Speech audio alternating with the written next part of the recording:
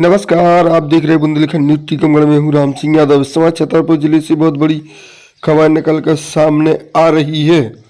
City कोतवाली थाना प्रभारी अरविंद कुजूर के द्वारा 6 मार्च की देर शाम अपने प्राइवेट बंगले में गोली मारकर आत्महत्या की गई थी, जिस मामले में एडिशनल एसपी विद्या डागर ने मामले को खुलासा करते हुए बताया कि तत्कालीन टीआई अरविंद कुजूर ने फैक्ट्रिक टाउन में निजी बंगले में सर्विस रिवॉल्वर से गोली मारकर आत्महत्या कर ली गई थी।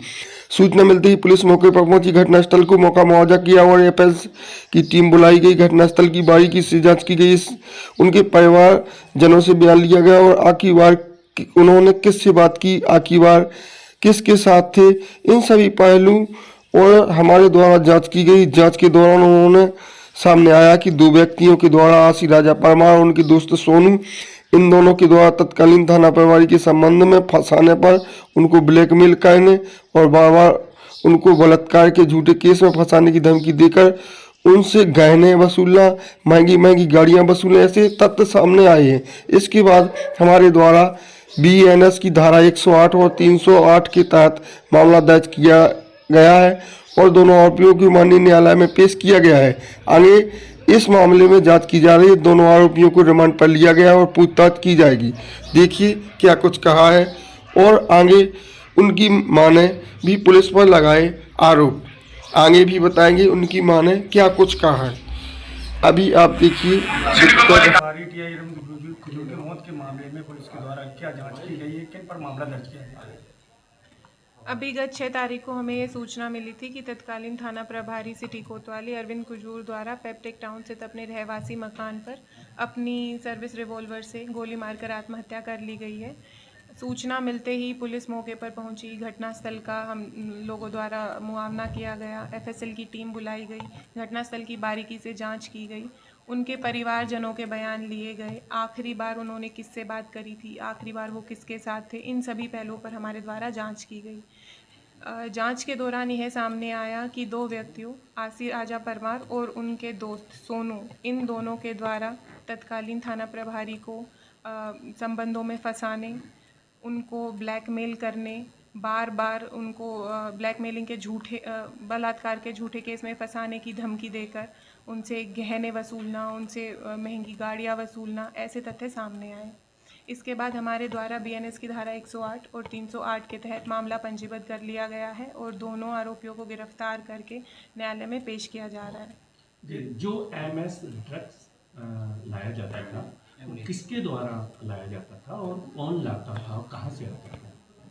अभी तक की जितनी भी जांच हुई है उसमें ऐसे कोई भी तथ्य सामने नहीं आए हैं। अभी जांच जारी है, जैसे भी तथ्य सामने आएंगे उस हिसाब से उचित कार्रवाई करेंगे। क्या भूमिका है इस मामले में? राहुल शुक्ला। उक्त मामले में अभी पुलिस द्वारा 2 आरोपी बनाए गए हैं, आशी और सोनू। इन्हीं दोनों के विरुद्ध अभी हमें सबूत मिले हैं।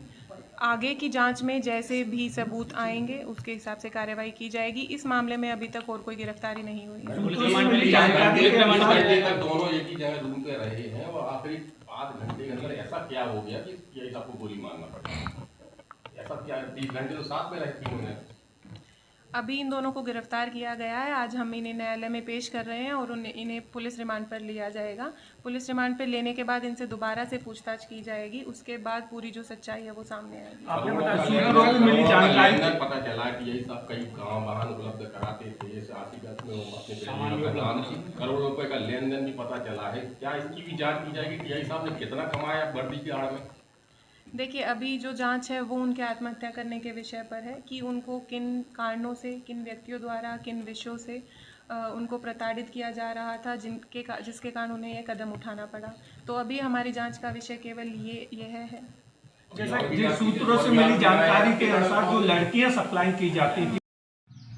देखिए उनकी मां ने क्या कुछ कहा। आशी राजा परमार की मां ने लगाए पुलिस पर आरोप। सविता सिंह। सविता जी, आपकी बेटी है आशी राजा, जिसको पुलिस ने गिरफ्तार कर लिया है जी। और यहाँ पे जो है कहा गया है कि वो टीआई को ब्लैकमेल करती थी अपने दोस्त के साथ। आपका क्या कहना है, क्या कहानी थी?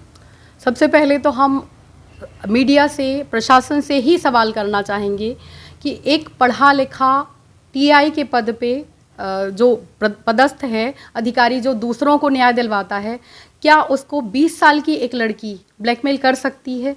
अगर ब्लैकमेल का मामला था तो क्या टीआई जो दूसरों के लिए काम कर रहे हैं, इतने बड़े पद पे हैं, पूरे ज़िले में उनका नाम था, क्या उनके लिए अगर कोई ब्लैकमेल कर रहा था, और उसमें भी एक लड़की 20 साल की लड़की जिसके पास कोई पावर नहीं है, कोई सत्ता नहीं है, कोई बैकग्राउंड नहीं है, क्या वो लड़की उनको ब्लैकमेल कर सकती है? या इसका उल्टा हो सकता है कि लड़की से ऐसा कोई काम करवाने के लिए उसको प्रेशराइज किया जा रहा हो, या कुछ ज़बरदस्ती की जा रही हो कि तुम ये करो नहीं तो तुम्हारे ऊपर केस कर दिया जाएगा, तो उसने उसका विरोध किया हो। क्या करती थी बेटी आपकी टीआई के साथ? बेटी टीआई के साथ में टीआई ने हमें ये बताया था कि बेटी उसको कुछ अंडर क्रॉप या कुछ पुलिस के वर्क होते हैं जिनके लिए उनको बिना वर्दी वाले लोगों की आवश्यकता होती है जो शार्प माइंडेड हों, और इस चीज़ के लिए हमारी कई बार बहस हुई है। बेटी हमारी बात नहीं मान रही थी पिछले 6-8 महीने से, और बार बार हम मना करते थे, उस पर हमारा झगड़ा भी हुआ कई बार,